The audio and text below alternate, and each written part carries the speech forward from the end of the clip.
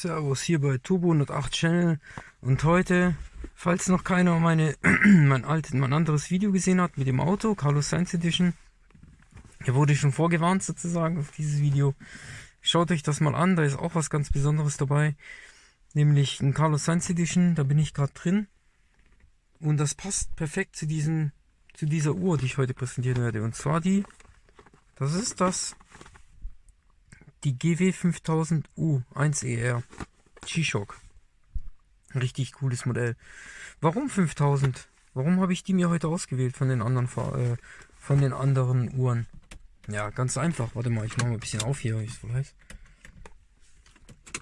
Ein bisschen warm hier im Auto. So, wieso genau? Wieso? Derjenige, der sich mit der Carlos Sainz Edition auskennt, weiß, dass es 5000 Stück davon gibt. Und hier steht Limited Edition 5000 Stück. Deswegen habe ich mir gedacht, komm, dann mach doch was Besonderes. So wie die 5000er, so wie dieses Auto hier. Was soll ich mir da anderes denken? Hey, ich liebe G-Shocks, ich liebe Uhren und ich liebe Autos. Es sind so zwei Leidenschaften von mir, die mir einfach am Herzen liegen. Und jetzt öffnen wir doch mal diese schöne Stückchen hier. Ich hatte es schon mal offen, also immer so gesagt, aber trotzdem machen wir hier einfach mal ein Unboxing. Hier wie immer das altbewährte Modul, Anleitung zum Modul und so weiter. Und die Garantiekarte, was eigentlich niemand braucht, aber schön gut, dass es dabei ist. Dann hier Ersatzteile, weil, ja, ihr wisst schon, das gehört auf jeden Fall in eine G-Shock rein. Zeige ich gleich mehr davon. So, machen wir das hier auf. Da ist die Verpackung. Wie immer, schönes Stück, das man auch zu Hause irgendwo aufbewahren kann. Wie so eine Keksdose, kann man sagen. Mir gefällt's. Ich finde es auch richtig cool, dass immer G-Shock sowas einbaut. Bei den japanischen Modellen habe ich gesehen, dass die da so eine Art Lederdose haben. Kann ich vielleicht auch mal in der Zukunft präsentieren. Das ist jetzt nur ein kleiner Spoiler, aber egal. Schaut euch das mal an. Das waren die Original Resinbänder, die habe ich ausgebaut. Da ist auch der Preis. Also sozusagen, da steht dann wie heißt die Uhr und so weiter. Da ist dann dieses Kärtchen, das ist eigentlich immer da dran. Habe ich auch dran gelassen. Boah, ist so heiß hier. Mal Klima an.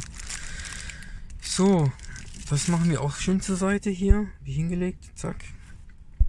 So, jetzt kommen wir zu dem eigentlichen Schmuckstück.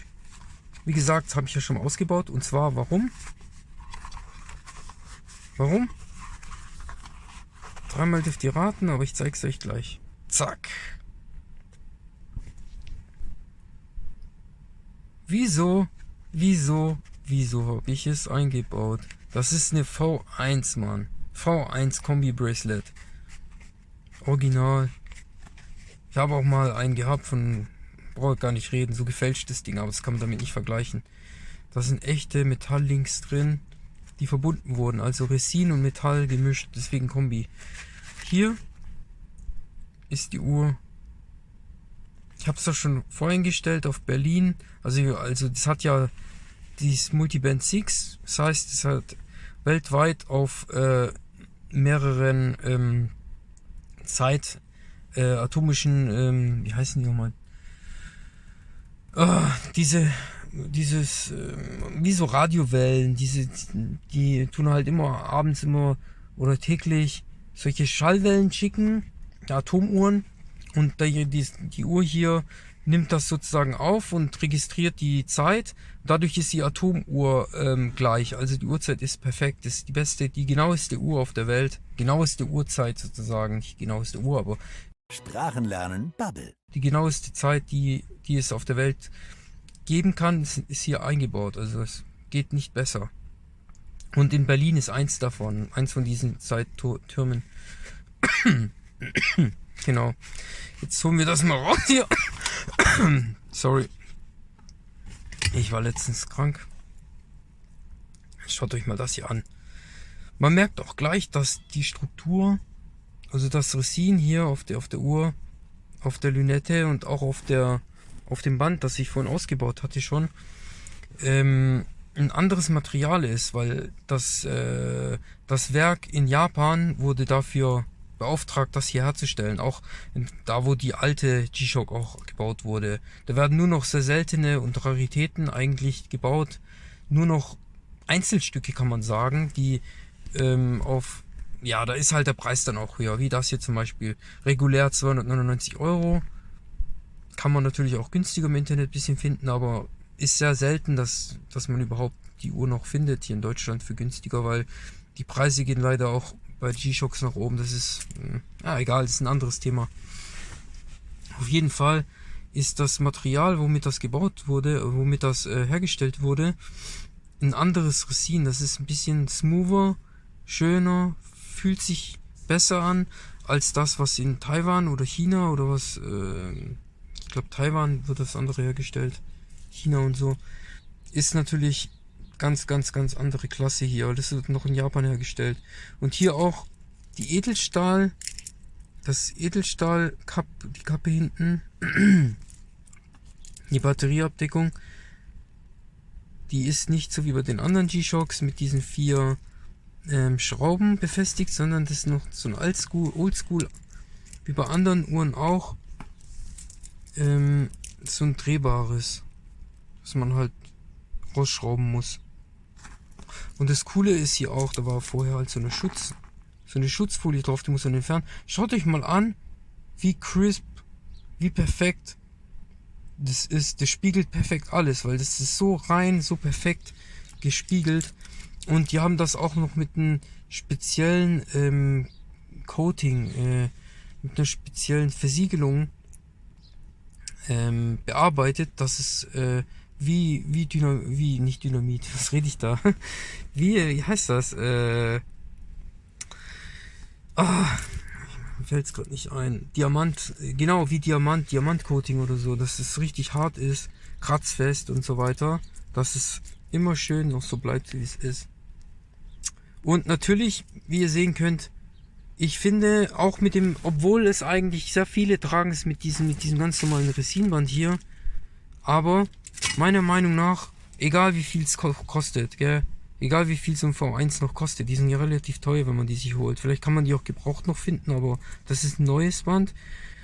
Auch 120 würde ich immer noch investieren, aber nicht mehr für so ein Band, weil es ist einfach was anderes, fühlt sich viel edler an.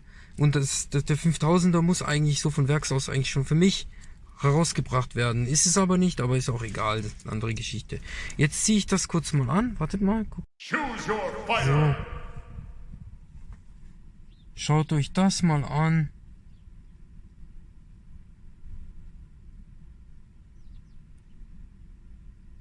Alter Schwede. Diese Perfektion, mit was G-Shock da herangegangen ist, mit diesem Band und dann noch gepaart mit der Uhr. Schaut euch innen drin mal an, diese Solarpanel außenrum, das hat so Kacheln drin, so ganz kleine Kacheln oder Pünktchen, und das geht ineinander über mit dem Band. Das hat fast die gleiche Struktur und dadurch hat es diese Perfektion für mich. Ich finde, dieses Band gehört einfach dazu. Und dann, wenn ihr das natürlich so fährt, wie ich jetzt mit dem Fahrzeug, schaut euch mal an, deswegen bin ich auch im Auto drin. Ihr könnt euch mal ein Video mal angucken mit dem Fahrzeug. Wenn ihr Bock habt, schaut euch mal an, dieses 90-Style. Hier oben ist, nur mal kurz gesagt, so ein Turbo Ding, wenn der Turbo hochdreht, dann zeigt es an, wie viele Umdrehungen das macht, also wie viel. Und das ist einfach cool, wenn ihr solche 90s, 80s Style Features im Auto, also fährt mit Klappscheinwerfern und dann noch mit der Uhr hier. Dann habt ihr wirklich das Feeling, ihr seid zurückversetzt in die alten Zeiten, in die 80s, 90s. Ihr macht vielleicht noch eine alte, mache ich jetzt nicht, so extrem bin ich nicht, aber ich habe hier noch von dem Vorgänger. Ich habe mir das Auto hier von dem gekauft. Der hat hier noch CDs drin gelassen. Keine Ahnung, habe ich mir nicht angehört, aber richtig oldschool. Dann hört ihr euch hier schön eine CD an. Ja, macht vielleicht hier ein Getränk in den Cupholder. Einen schönen Cola oder was auch immer. Sprite, Mojito. Und dann fett geil mit der Uhr hier chillen. Und mal zack. Hallo. Ach. Komm schon. Ja, jetzt. Ja, und dann, ich sag nur eins. Die Uhr, die lohnt sich. Wenn ihr eine G-Shock braucht, die ihr für immer sozusagen, wo ihr euch denkt, okay, ich will mir nur eine G-Shock kaufen, welche soll ich mir kaufen? Es gibt die 5610, die habe ich noch nicht gezeigt, aber die zeige ich auch vielleicht mal. Und dann gibt es die hier. Ich sag mal so, ihr investiert hier 100 Euro mehr im Schnitt, 150 Euro vielleicht, wenn ihr es für Vollpreis kauft. Aber das Geld, das lohnt sich. Das lohnt sich. Alleine schon der Auftritt von der Uhr, die ist ernst zu nehmen, ohne Ende. Die ist ein bisschen schwerer, das macht euch vielleicht, ich weiß nicht, ob ihr solche Leute seid, die jetzt unbedingt die leichteste Uhr auf der Welt brauchen. Dann würde ich mir die Carbon kaufen, die GW 5600S oder wie die heißt. Die ist auch geil, die will ich vielleicht irgendwann mal auch zeigen. Auch so ein kleiner Spoiler, aber ist auch egal. Auf jeden Fall, die Uhr ist ein bisschen schwerer, wie die 5610. Das ist nicht zu verleugnen. Alleine schon wegen der drehbaren wegen der Platte. Dann wegen dem Band hier, das wiegt auch ein bisschen mehr. Ist ja mit Metalllinks drin eingebaut. Das ist richtig männlich. Das fühlt sich nach einer Uhr an. Das ist nicht ein Kinderspiel hier. Das ist richtig eine Uhr. Eine richtige Oldschool-Uhr. Und die gefällt mir auch. Also, schaut euch nochmal die Uhr an. So. Schaut euch nochmal die Uhr an. So. Und die bekommt bei mir leider nicht so viel Wrist-Time. Also, nicht so viel Zeit an mir drauf, weil ich habe so viele Uhren und ich würfel die fast schon täglich durch, welche ich anziehe. Manchmal ziehe ich manche Uhren 2-3 Tage an hintereinander. Die Bluetooth Editions oder die 610 zum Beispiel, die Uhr ziehe ich wirklich bei besonderen Anlässen an. Wenn ich ein schönes Auto fahre, Wochenende wie das hier. Also, oder wenn ich mal eingeladen werde irgendwo. Ja, die Uhr, die kann sich sehen lassen. Das ist keine Kindergartenuhr, wo man sich denkt, hey, soll ich die anziehen? Sieht die nicht ein bisschen kindisch aus oder so? Manche stehen nicht auf das Rot bei der 5610. Kann ich verstehen, muss nicht sein. Mir gefällt's, weil das hat auch seinen Stil. Jede Uhr hat sein so für mich, seinen Stellenwert, wo ich mir denke, hey, die Uhr, nur die würde jetzt passen oder so. Und die Uhr hier, hat halt nicht so eine In-Your-Face-Farben, die zeigt jetzt nicht alles. Es ist halt ziemlich minimalistisch, aber so muss eine G-Shock für mich aussehen, in diesem Stil, mit dieser Aufmachung, mit der Anordnung der ganzen Sachen auf dem Bild. Zum Beispiel hier oben seht ihr, da steht Touch Solar. Na, warte mal. Da steht hier Shock Resistant in der Mitte mit dem Zeichen nach unten, das rote. Das steht genau in der Mitte, was mir immer gefällt. Mir gefällt nicht bei der 610 zum Beispiel, dass es oben rechts ist und die Anordnung allgemein, die ist hier symmetrisch schön angeordnet. Genauso wie ich mir eine G-Shock eigentlich immer erträumt hatte. Ich hatte ja damals nur meine erste G-Shock war die 5610. Und die hat mir sehr gefallen, weil die halt richtig an den Oldschool, an der alten Uhr angeordnet war, von der roten Linie, von dem ganzen Style her. Zeige ich euch mal einfach nur, was nochmal drin war. Ja, aber ganz ehrlich, mir hat die Anordnung nie gefallen. Wie gesagt, von diesen ganzen G-Shock, von den Modul oben, dass da drauf steht Shock Resistant oben links und so. Wenn ihr wisst, dann googelt. Wenn ihr es nicht wisst, googelt es einfach mal kurz, wie die aussieht. Und die 5610 hat halt diese Merkmale halt irgendwo anders angeordnet. Was jetzt nicht schlecht ist. Ich finde es gut, aber es ist nicht so schön wie hier. Das ist für mich die perfekte Anordnung an dem Bildschirm. Weniger Farben auch, ist ja auch Geschmackssache, ist auch egal. Aber alter Schwede ist die Uhr geil. Alter Schwede ist die Uhr geil. Jetzt mit dem Momo-Hintergrund, guck mal. Alter Schwede. Was will man mehr? Was will man verdammt nochmal mehr haben? Das ist das coolste, japanischste Design, JDM, was es auf der Welt gibt. Achso, was ich noch sagen wollte, die Uhr, die ist mit dem U versehen. Das heißt, das seht ihr hier auf der Verpackung. Die andere ist ja in Japan rausgekommen. Ich weiß nicht, ob in Deutschland überhaupt eine 5000 mal rauskam. Das ist 5000 U, steht da. Genau, seht ihr, gell? Die alte Version ist die 5000 JER oder so. Irgendwas mit J, weil ER, so wie hier die Endung ER, es heißt europäisch, und die JER ist japanisch oder amerikanisch, und japanisch auf jeden Fall. Und die andere Version war halt in Japan eher draußen. Jetzt das mit der U, hat die auch ein anderes Modul reinbekommen. Dadurch haben sie die Funktion auch erweitert. Das heißt auch, dass es LED reingekriegt hat. Das EL-Licht ist raus. Was in der 5610 noch bei mir drin ist, weil ich habe keine EU-Version bei der 5610. Weil in den neueren G-Shocks habt ihr ja bemerkt, da ist eine LED drin, Super Illuminator und so weiter. Und die alten haben noch EL-Licht, Elektrolumineszenzlicht.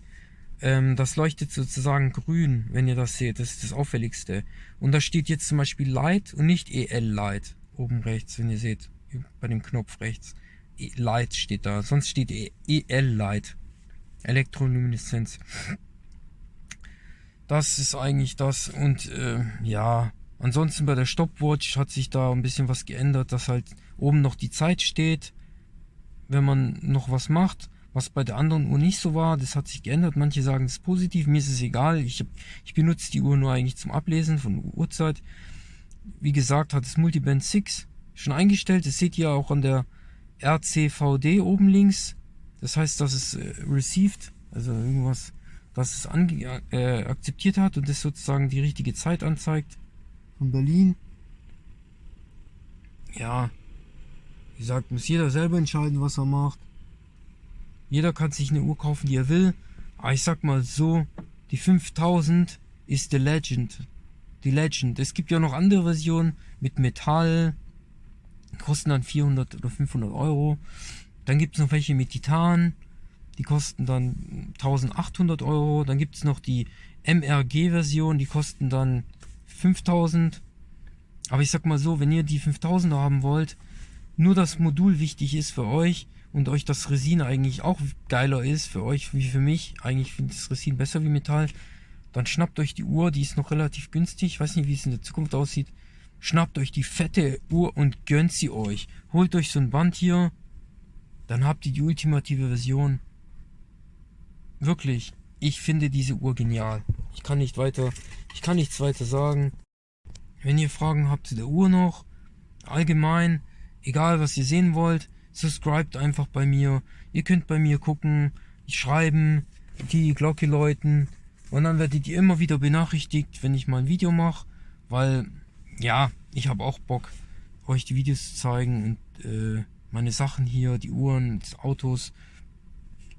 Das sind halt meine Leidenschaften. Was soll ich machen, Leute? Was soll ich machen? Ich verdiene kein Geld damit, aber ich freue mich damit, das euch zu zeigen. Dass ihr das vielleicht auch mal für euch findet, entdeckt. Weil bevor ich natürlich die Dinger gekauft habe, habe ich mir auch Videos angeguckt. Und ich habe leider immer zu wenig gefunden. Deswegen habe ich mir gedacht, komm, mach doch mal auch ein Video. Dann freuen sich die Leute auch, dass die was sehen, bevor sie sich für eine geile Uhr wie das hier entscheiden. Auch mit dem V1 habe ich selten so gesehen. Und mit dem Auto hier. 5000 Autos noch auf der Welt. Und die 5000er. Was soll ich noch sagen, Leute? Also, viel Spaß. Gönnt euch das schöne Wetter. Schaut euch mal das an. Schön. Bis bald. Turbo 108 Channel in the house. Let's go.